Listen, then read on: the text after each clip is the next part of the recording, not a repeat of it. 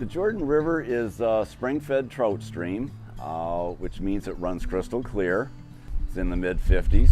It's knee-deep to holes that are well over your head. It's about 33 miles long. It starts over near Elba in several springs, and each of those springs will join together, and pretty soon you have the entire river flow, and it does empty into the south arm of Lake Charlevoix. It's a very intimate relationship with the Jordan. It's a place I go every day and let the beauty and spirit and majesty of the resource just rejuvenate your soul.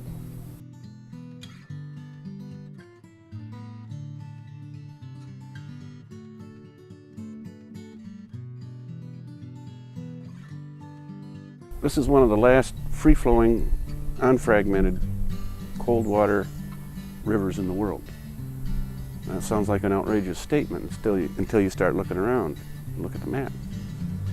It's not a huge river, it's not a huge watershed, but it is a very intimate one because it has such a high degree of quality.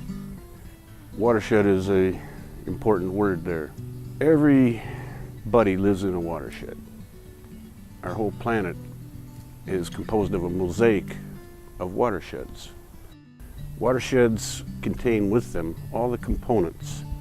Just like a body has a head and a heart and a lung and a hand and a foot, any one of those by themselves don't make a body. But when all those components are together with a certain amount of what we call biological integrity, they all work together.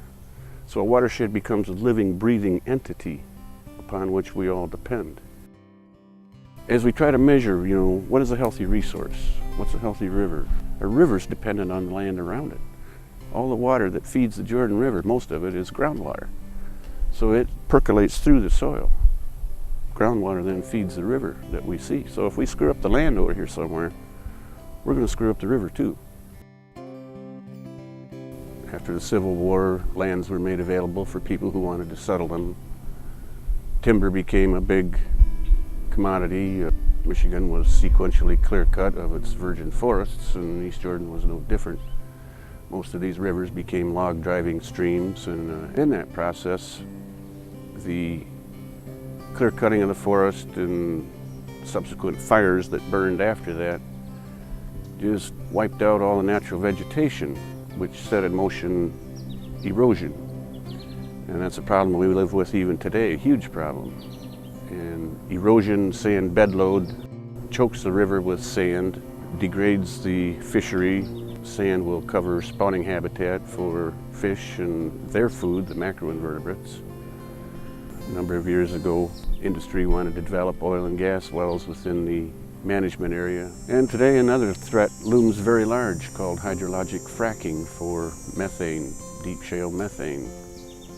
And we need to be particularly concerned about that. It has a huge potential to degrade the resource in a major way. And finally, just all of us loving it to death. We have to be very careful that we don't overdo. I've yet to meet anybody that doesn't love the Jordan. But when you got 2,000 canoes on the river in one day, sometimes the river will run brown. How does the East Jordan Ironworks affect the Jordan River? I don't believe the East Jordan Ironworks negatively affects the river at all. Actually, just the opposite. One of the greatest detriments to the environment would be poverty. East Jordan Ironworks offers living wage jobs. Employment with a responsible employer is extremely important for the environment. Watershed-based ecosystem management includes people. It includes the ironworks. We need to all be able to live and enjoy and protect this place for sustainability, including our own. Sea lamprey is an exotic species, got into the Great Lakes through the canals opening the St. Lawrence Seaway to the ocean many years ago. As a result, though, being an exotic species, there's no natural predators, and they tend to over-reproduce in the Great Lakes Basin and wipe out things like lake trout. The very things that make the Jordan River so desirable as a fishery also is desirable for sea lamprey. They love cold, fresh, well-oxygenated streams to spawn.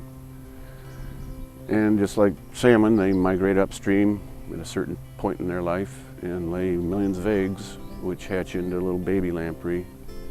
They lay in the mud for, 5 to 7 years, and one day they flip out of the mud and drift downstream and enter the Great Lakes to begin their predatory lifestyle. TFM is a chemical used to treat the river for baby sea lampreys or ammocetes. And over the years, the Fish and Wildlife Service have perfected its use. The only thing it kills is sea lamprey when done properly. And we've challenged that, we've investigated. There was a lot of controversy regarding that it would kill the large mayflies, the burrowing mayflies, the 2 4-year life cycle. Fish and Wildlife learned, though, that by using a lower dilution over a little longer time and titrating it very carefully instead of just setting a bolus down, it was far less destructive on the macroinvertebrates or aquatic insects, and still was effective against sea lamprey. What it will kill occasionally are the spotted sculpin, which look like gobies. Where that chemical is dripped into the river before it has a chance to disperse and be diluted, it is toxic, and that's where fish kill will come.